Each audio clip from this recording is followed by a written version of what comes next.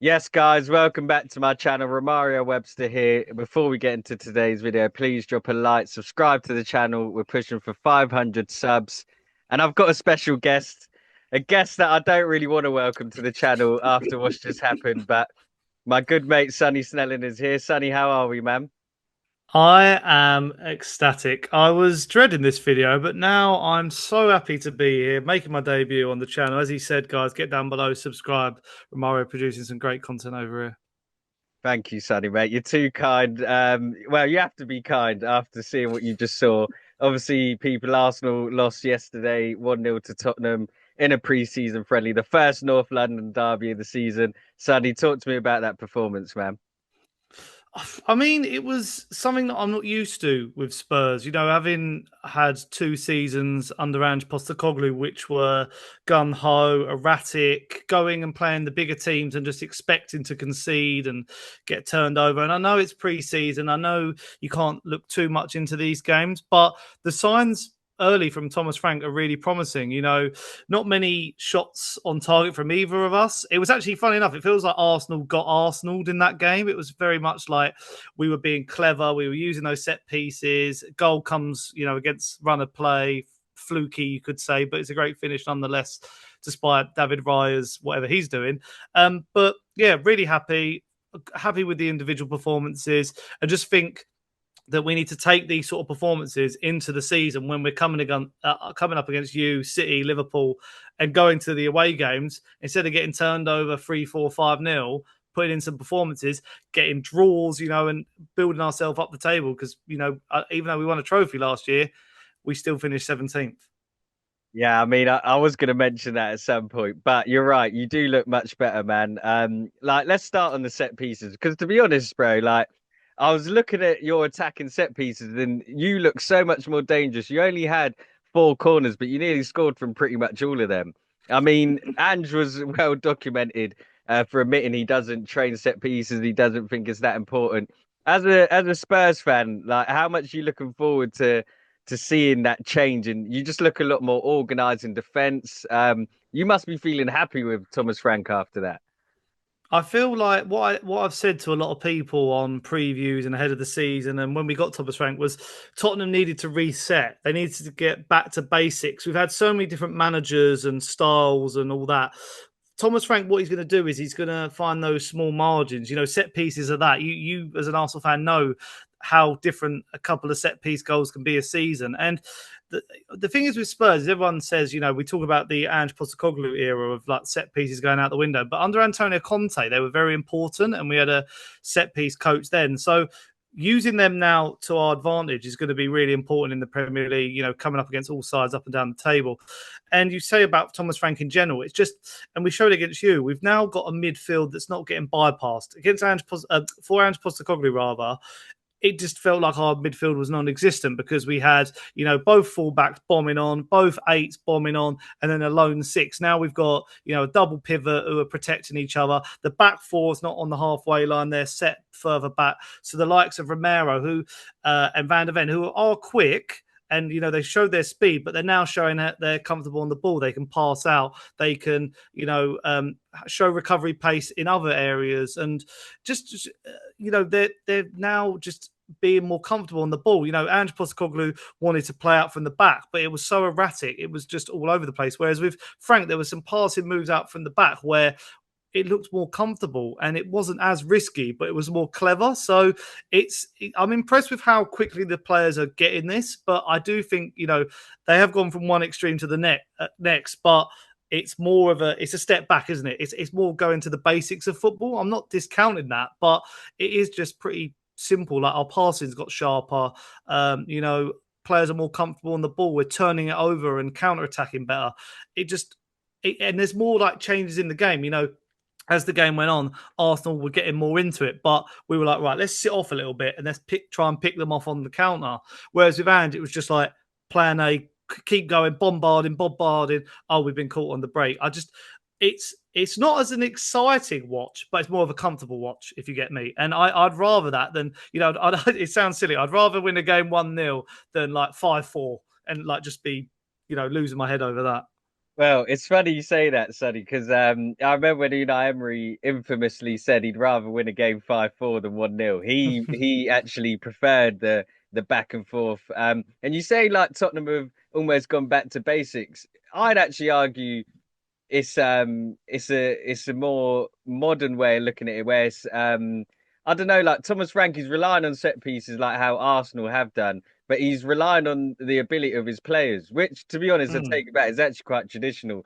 Sir Alex Ferguson would constantly change depending on the opposition. But I just looked at it and I just thought, why do Tottenham look so organised? Why do they look so much more comfortable in what they're doing? I thought we looked very just the same. Like Thomas Frank knew what we were going to do. Like Tottenham knew what they were going to do. Get the ball to Saka. Like looking at it from a rival's point of view, Sonny, how did you view Arsenal? Do you think we just look the same and a bit like boring? I just think, and this it pained me to say it, but a couple of years ago, like 2 years ago, before last season, Arsenal were an exciting watch, and they were so dynamic and had so many options. But I don't know, and you can maybe answer this.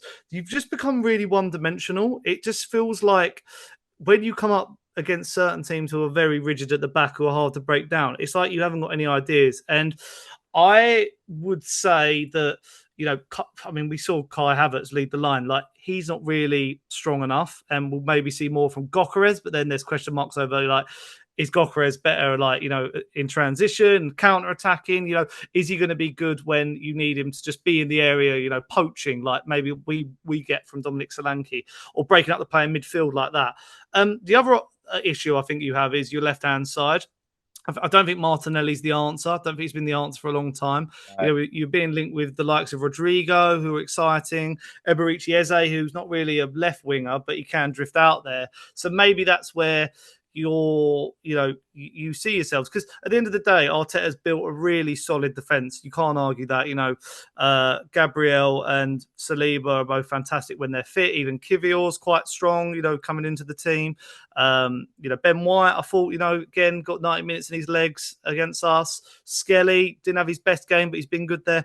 It's just maybe your midfield. I don't know. Like, maybe it is like we're not seeing the best of Declan Rice pushing forward. Maybe if Supermendy comes in and sits in that base, it'll be better. Erdegaard's fallen off a bit. So I do think your issues are coming. I mean, it does take a genius to work that out, that is the top end of your pitch, but it's noticing whether it is your winger, your left winger, or your striker, or is it that, there's not enough creativity? Because that's my worry with Spurs as well. Like, I thought we looked great. We look regimented, but my one issue would be our creativity, and fine from the wings, but Madison can't sometimes stay fit. Kulusevski's coming off the back of a long-term injury. There's a reason we were going for Morgan Gibbs-White, but I'm hoping Kudus fills that gap for us. So maybe that's what you need. You need a player who's going to come in and be your Kudus signing, who's going to, and maybe that is Madueke, but I don't have the confidence that he is going to be him. To be honest, I did just say I said in my previous video, actually excited to see him Madueke now. I think he gives us Mm, something different. He's off the cuff, he'll run with the ball. Like even though Martinelli's a runner, he's not a good runner. Like just being a runner is not enough. I feel like you need to be mm. effective when running with the ball. Kai Havertz, I looked at him today and it just looked easy for Romero and Van de Ven. Like it was just He's too beefed up for comfortable. no reason, by the way. He's put on, Ah, he's jacked up, and there's no point because he's just still not strong enough. He's just top I, heavy. so I actually think, yeah, it's made him stiffer. He's top heavy now. He doesn't look as agile. He just looks stiff. I'm concerned. I'm concerned, bro. Like I looked at it today. Even when Gyökeres come on, I worry that our squad's too big. I think we've got too many options. I think Mm. we need to sell at least two, three, probably five of the players. There's just too many options. I don't think Arteta really knows who wants to do what. And what concerned me most, to be honest, Sonny, is we haven't seen Rice, Zubimendi, and Odegaard start together. And I just want Yeah. to get your opinion as a Spurs fan. What do you make of Rice's role in the team? Because to be honest, I forgot he was on the pitch at one point. I thought, where's Declan Rice been? It's like he's not involved in the game. How do you look at Arteta's use of our midfield? I just feel like with Rice, it's like we always have this debate where his best position is. I mean, some people still say in the in a back four as a centre back where he started. Some No people one's say saying as a that, Sonny. yeah. Don't do him I like think that. Who said I've seen that? murmurs. I've seen murmurs. I've seen murmurs. I think it might have been Graham Souness. And then you've got people who are saying maybe he's better as a six, maybe better as an eight. I mean, all we know, like Rice's best attributes are he never gets injured. He's got an engine on him for days. He's a good passer and he's good at turning the ball over and making stuff happen. So is that as a six or is that as an eight? I think what we need to do is we need to see him with Zubamendi to know, like, is he stronger with Zubamendi? Because Christian Norgard, to me, I know you've gone out your way and you've replaced Jorginho and the midfield. Like you've had a big midfield turnover this year in that sixth position, bringing in Norgard. Norgard, to me, he's going to be asked a lot more in this Arsenal squad than he is maybe Brentford. Brentford are known for maybe not having as much of the ball, and maybe Norgard's got to be asked to be a bit more better with his pass and be a bit more versatile. And I just can't see that. I mean, we've now got to see if where is Rice more comfortable? Is it that eight? Is it that six? To me, I've enjoyed him better as a six. I feel like, being the linchpin of that midfield, spraying balls and, protecting that back four is where I think he's better. But I just think since maybe he's got amongst the goals a bit more, people are expecting more from him. And that's not fans saying that. That's the media. That's everyone. He scores 2 goals against Real Madrid. And it's like, maybe should Rice should he be playing 10? Should he be playing, should he be getting 10 goals and 5 assists? He's like, no, he's not that sort of player. At the end of the day, like Spurs are still looking to sign a player in that position. If we could, have Rice in the double pivot or even Zubamendi, I'd be absolutely ecstatic. Like that style of player. Yeah, But, yeah. I'm just thinking, and that goes to show are Arteta's or Bert or whoever does the transfers at Arsenal, are their priorities a bit all over the place? Like, did you actually need Zubamendi? Does a midfield of Rice, Zubamendi and Odegaard on paper? I mean, it sounds good, but you've got a player who's off form, you've got a player who's come into the team, and you've got a player like in Rice where you're like, I'm not sure what is his best position. Like, I feel like we're still having these conversations of what's Rice's best position, and it's like, just let the guy play because I mean, it pays me to say he's class. Yeah, so I hate to say you're right, bro. I actually hate to admit it, Mm. but even I'm looking at it now and saying, I think you know what we did need Zubimendi. Obviously, Jorginho and Thomas Partey left the club, so we did need a midfielder in that build. My thing would be, did we need Norgard? Like Norgard Yeah. started today, and he's 31. Okay, he fills a hole. He can come in, but it's safe, isn't it? It's very safe. I look at Lucas Bergvall, who you boys have and a young, exciting player who you can give time, build on. Pat Matissar, who obviously scored today. I'm a big fan of Sarr. I look at him and I think, why didn't we try and sign someone in that sort of build? A young player who's got a lot of promise and you can sort of bed in, and there's a level of excitement around it. There was Sevilla's Lucien Agume, who we looked at, but Mm. it was reported they just wanted a Premier League proven player. I don't know, Sonny, man. I worry. I'm going to ask you now. Based on that game, obviously we're not quite reactionary like some other channels, so I'm sure you're not going to believe you're going to go on and challenge for the title. Or am I wrong, Sonny? And has that given you the belief that you boys can challenge for the title after last season or Champions League? I'll lower the expectations a little. All I'm saying is now that's another trophy in the cabinet. I don't know if you saw us. We beat you to the Hong Kong Invitational Cup or whatever it was Don't tell called. me there was a So trophy for that. I there turned was it a off at trophy. that Yeah, point. there was a trophy. There was a trophy. You have to go Oh check my it out after this. goodness. You're So shameless. Worse than us, Sonny, honestly, bro. so there's a shift in mentality across North London. We're becoming the trophy laden club, and the cabinet's getting creaky and This is dusty. shameless, No, Sonny, mate. This is shameless, man. no. You're better In, than in, in this. all in all seriousness, I think the top four is already decided. I think the top four will be, in no particular order, Liverpool, City, Chelsea, and Arsenal, based on what we've seen in the last season. Chelsea in the Club World Cup as well. How you guys have spent money. I just think Tottenham's aim this season will be. I mean, I'm not saying Champions League because obviously fifth could get Champions League, but I just don't think in this first season we'll have enough. If we can finish top six or even top eight, I take top eight. round of 16, get to the round of 16 in the Champions League, and maybe go on a cup run in FA Cup or Carabao Cup. I think that would be a successful season because we've got to be patient this season as Spurs fans. I know we've won a trophy last year, a proper one, not the pre-season one. We won the Europa League, but we did finish 17th, and there's still going to be a lot of things to learn this season. Thomas Frank's going to learn a lot managing at this level, managing with just more than one game a week, European football for the first time. So I'm excited, and I feel like if we can just, improve our defense, because that's where I think we really need to turn the tide, manage the workload, reduce injuries, which I think will happen because Ange Postecoglou's injury record was crazy at some points. Sonny, I think sorry, that'll be bro. enough.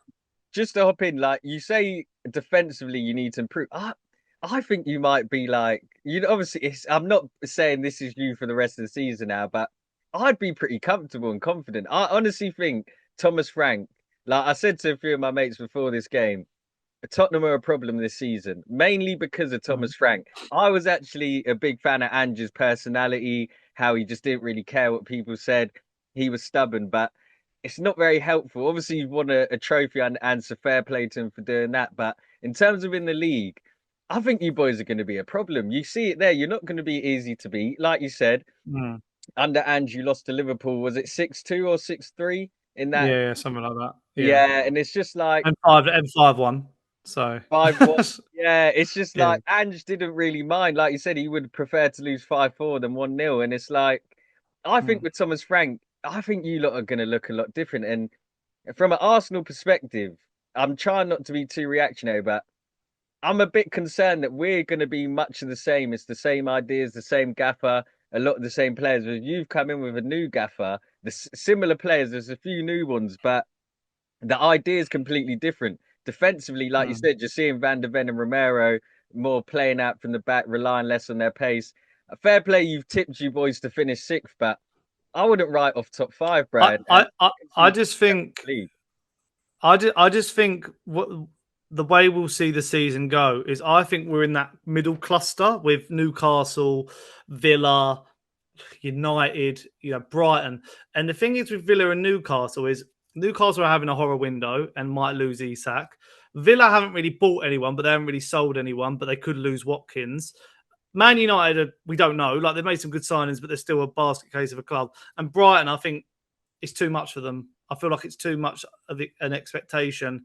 So if we can capitalize off them maybe being on a poor form and us like improving, that's what I'm saying. Like we still haven't done a lot of business at all. Like Kudus is a great signing.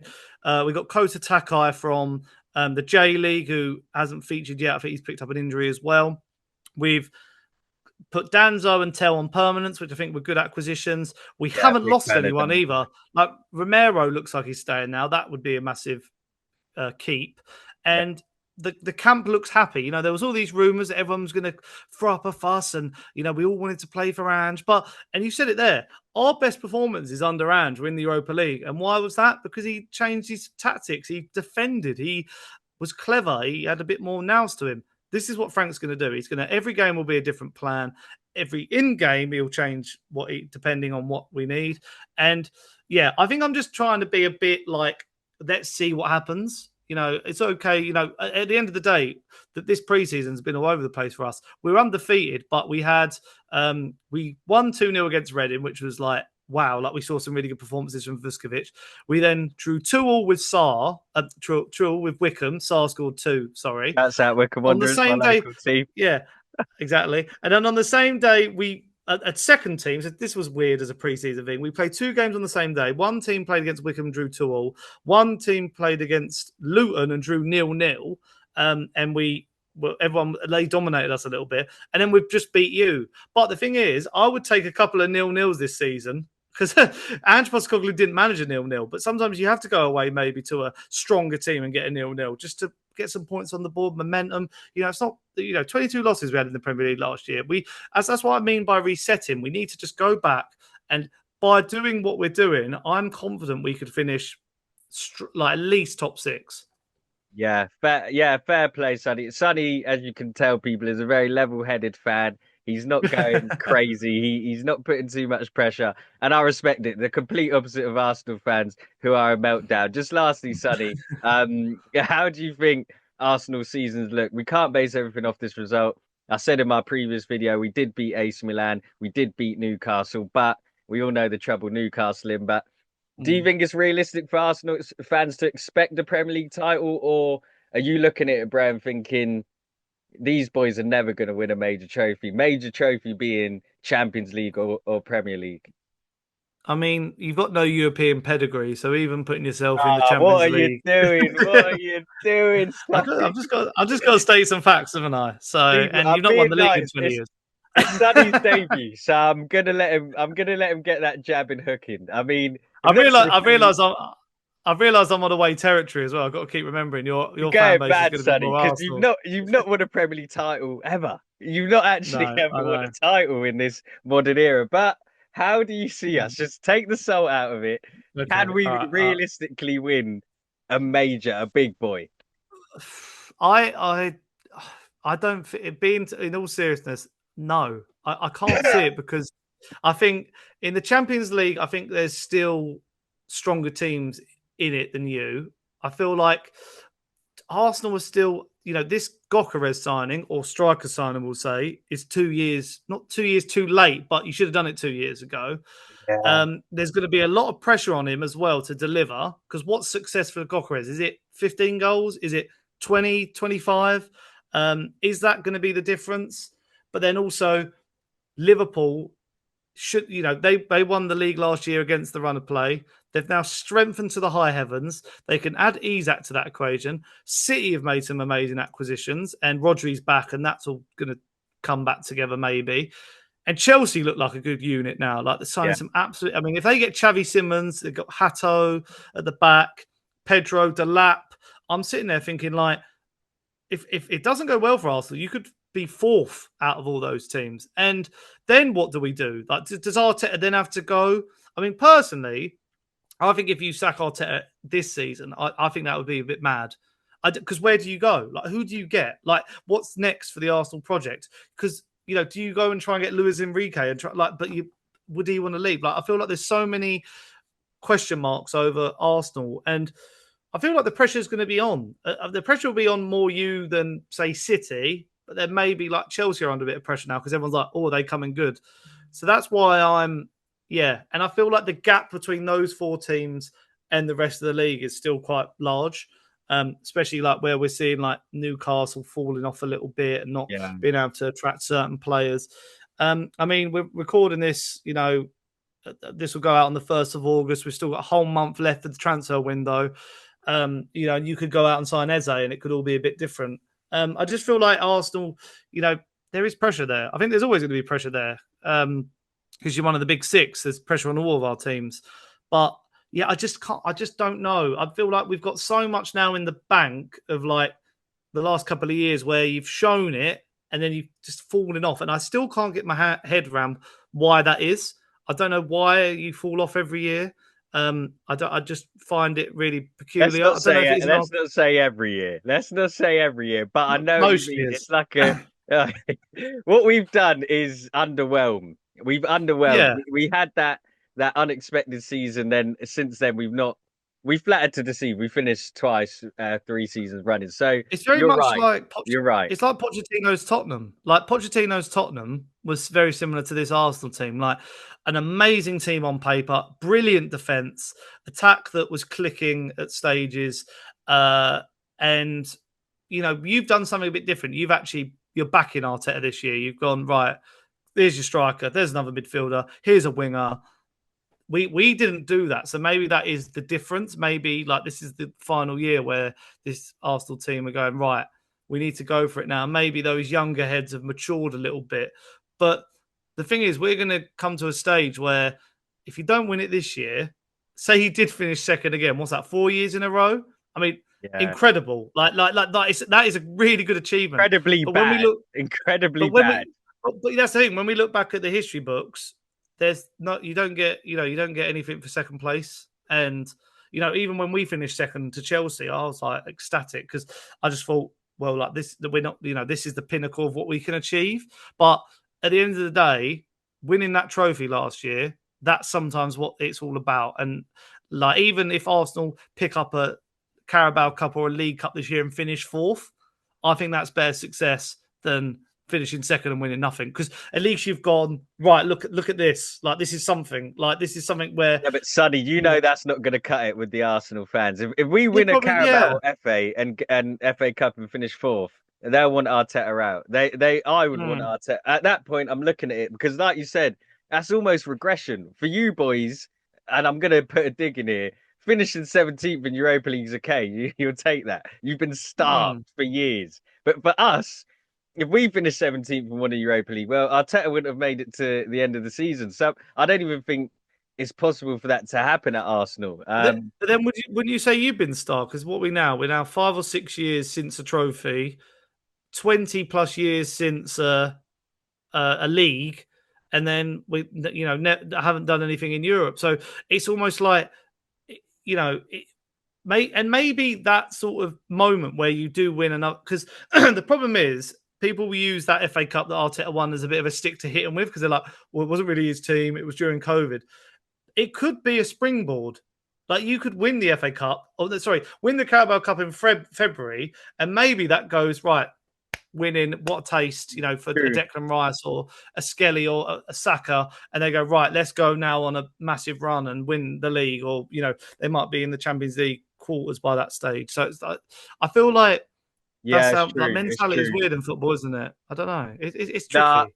you make a good. We've been starved. You're right. I think the difference with us is you saw it in the Arsene Wenger years, Sonny, just before he left. He was winning FA Cups and people were still telling him to leave. He won an FA Cup the season before he left, and then everyone's telling him to leave. He didn't, and we all saw how it ended. A bit toxic and not very nice. So I think the difference is, and this is not meant to be a dig, but I think Arsenal fans' expectations are higher than Tottenham's. Maybe Oh they're yeah, yeah. wrong. Maybe they're wrong to be that high. I don't know, Mm. but we expect a Premier League. We don't necessarily expect the Champions League because we haven't done it yet. We want the Champions League, but like you say, it's been 21 years now since we've won a Premier League title, and I think our patience is wearing thin. And I think this is probably Arteta's last chance. If Arteta doesn't win the title this year, I can just see the walls caving in. I can see the pressure just being a bit too much, and the club have shown in the past that they do succumb to media pressure. So let's see. Sonny, just before I let you go, I do want to get your prediction. Hopefully, we can hop on before the season starts. But as of today, like this is off the cuff. I'm not prepared, Sonny, for this, so forgive me. Where do Arsenal finish this season, and where do Tottenham finish in the Premier League? I'm gonna go with Arsenal finished fourth. Um, I feel like the other teams have maybe recruited stronger. I can imagine I feel like City are going to be back. I think people are sleeping on them a bit. Liverpool are just going to be strong. And Chelsea, I think, are going to be a bit of a dark horse this year. And then I think Tottenham will finish sixth. I'll go with. And I don't know who that fifth team's going to be. So I don't know. So I'm going to leave that blank. That could be anyone. But yeah, I think that's what's going to happen. So we're getting another St. Tottering's Day then. That's going to happen again. Yeah, what a trophy that is, honestly. He's done well. Sonny, thank you for joining me on the channel. People, you can go check out his content. Sonny Talks Spurs. Although this is primarily Arsenal, I do talk other football content. Sonny makes really good videos, so please go check him out. Before Thank you. you go, leave a like, subscribe, turn on your notifications. Sonny, thank you for joining. Cheers, mate. Cheers. It was See you great. next time, people. Peace.